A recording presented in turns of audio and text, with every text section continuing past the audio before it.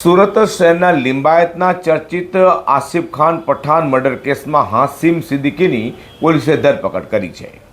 વૈજ્ઞાનિક તપાસ, suspect detection system અને પોલીગ્રાફ ટેસ્ટના આધારે લિંબાયત પોલીસને મહત્વના પુરાવા મળ્યા બાદ મુખ્ય આરોપી મોહમ્મદ હાસિમ કબૂલ અહેમદ સિદ્દીકીની ધરપકડ કરી હતી। સુરત શહેરના લિંબાયત વિસ્તારમાં ગત તારીખ 13મી મે 2026ના રોજ બપોરના સમયે મારુતિનગર સર્કલથી નીલગિરી સર્કલ જતા રોડ પર હિન્દ ટી પાસે સરા જાહેર આસિફ ખાન પઠાણના થયેલા ચર્ચિત મર્ડર કેસમાં લિંબાયત પોલીસને મોટી સફળતા મળી છે। આ હત્યાકાંડમાં લાંબા સમયથી ફરાર અને વોન્ટેડ રહેલા મુખ્ય આરોપી મોહમ્મદ હાસિબ કયુબ અહેમદ સિદ્દીકીને લિંબાયત પોલીસે ઝડપી પાડ્યો છે। આ કેસમાં અગાઉ ઝડપેલા આરોપીઓ કલીમુદ્દીન સિદ્દીકી, દિલશાદ ઉર્ફે લાલા સલમાની, શહેજાદ સિદ્દીકી અને મૃતકની માહિતી આપનાર સોએબ ઉર્ફે સલમાન મચ્છી ખાટીકની ધરપકડ કરી હતી। ત્યારે પૂછપરછ સાથે વૈજ્ઞાનિક તપાસ લિંબાયત પોલીસે હાથ ધરી હતી।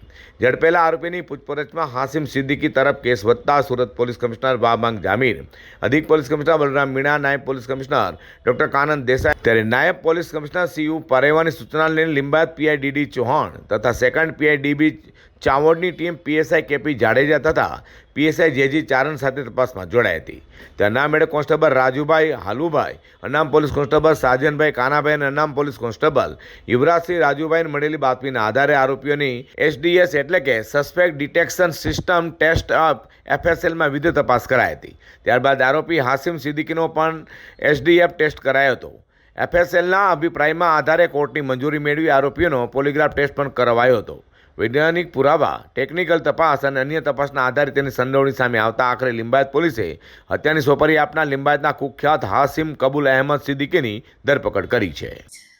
પાંચમા મહિનામાં મે મહિનામાં જ્યારે ગુનો દાખલ થયો એ પછી આશરે અઢી એક મહિના સુધી અમારી તપાસ ચાલી। અમે ઊંડાણપૂર્વક તપાસ કરી અને લિંબાયત પીઆઈ શ્રી જે ચૌહાણ છે, ડીડી ચૌહાણ છે, ડિસ્ટ્રિક્ટ પીએસઆઈ કેપી જાડેજા અને જેજી ચારણ અને હેડ કોન્સ્ટેબલ રાજુભાઈ હાલુભાઈ અને સાજનભાઈ કાનાભાઈની એક ટીમ બનાવી હતી અને યુવરાજસિંહ રાજુભાઈની આ ટીમે ઊંડાણપૂર્વક તપાસ કરી અને મહેનત કરી અને અમારા ત્યાં એક સાયોગિક પુરાવા, સાયન્ટિફિક પુરાવા અને ટેકનિકલ પુરાવાના આધારે જે મેઇન આરોપી છે એનું સંડોવણી આવી અને એ સંડોવણીને જ્યારે અમારે સાયન્ટિફિક પુરાવાના રૂપમાં લેવાની હતી તો અમે લોકોએ જે આરોપી છે જે ઓલરેડી લાજપોર જેલમાં હતા એમનું પણ જેલમાં જઈ અને ઇન્ટ્રોગેશન કર્યું। એમના પણ નિવેદનમાં આવ્યું કે કઈ રીતે જે મેઇન આરોપી છે એ આરોપીની પોતે કોન્સ્પિરન્સી રચી હતી અને કાવતરું ઘડ્યું હતું। જે આરોપી છે મોહમ્મદ હાસિમ કબૂલ અહેમદ સિદ્દીકી, જે લિંબાયતમાં રહે છે, મૂળ યુપીનો છે અને એમનો એસડીએસ ટેસ્ટ પણ કરાયેલો હતો। આરોપીઓને પણ એસડીએસ ટેસ્ટ કરાવ્યો હતો અને પોલિગ્રાફિક ટેસ્ટના આધારે, સાયન્ટિફિક પુરાવાના આધારે અમને એક લાઈન મળી હતી અને બીજા સાયોગિક પુરાવા અને ટેકનિકલ અને સાયન્ટિફિક પુરાવાથી અમે લોકોએ આજે જે મેઇન આરોપી જેણે કાવતરું ઘડ્યું છે એ મોહમ્મદ આસિફ કબૂલ અહેમદ સિદ્દીકીને અટક કર્યો છે।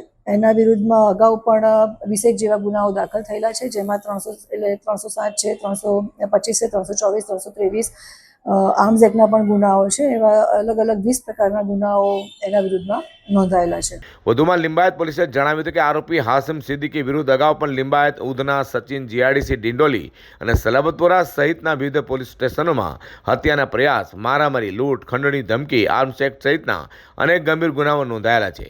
હાલ પોલીસે આરોપીને કાયદેસરની કાર્યવાહી હેઠળ કસ્ટડીમાં લઈ વધુ પૂછપરછ હાથ ધરી છે।